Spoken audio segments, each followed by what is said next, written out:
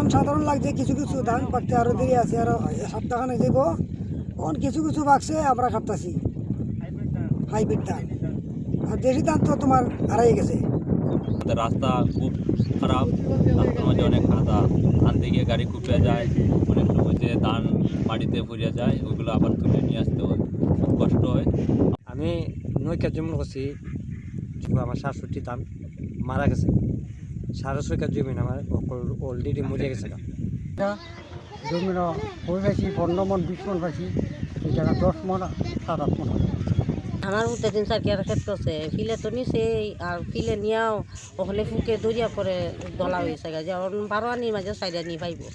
Hybrid ধান ভারত নেই, তাই ফসলটা বেশি হয়, 20 মন 18 মন 15 মন হয়।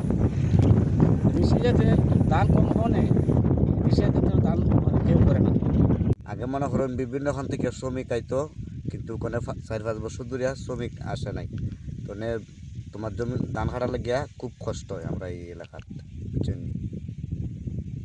তাইপুর উপজেলায় কৃষকেরা আমাদের লক্ষ্যমাত্রার চেয়েও ধান আবাদ বেশি করেছে এবং উৎপাদনও বেশি হবে। তো আমরা যেটা আশা করছি যে আবহাওয়া অনুকূলে থাকলে এবং প্রাকৃতিক কোনো দুর্যোগ না হলে কৃষকরা খুব ভালোভাবে তাদের যে কষ্টের যে ফসল ধান সেটা গড়ে তুলতে পারবে। কম্বাইন হারভেস্টার দিয়ে অর্থাৎ ধান কাটার মেশিন দিয়ে ইতিমধ্যে ধান কাটা শুরু করেছেন এবং অনেকেই তাদের ধান কেটে ফেলছেন এবং সেই কর্তনকৃত ধান তারা সংরক্ষণের ব্যবস্থা করতেছে।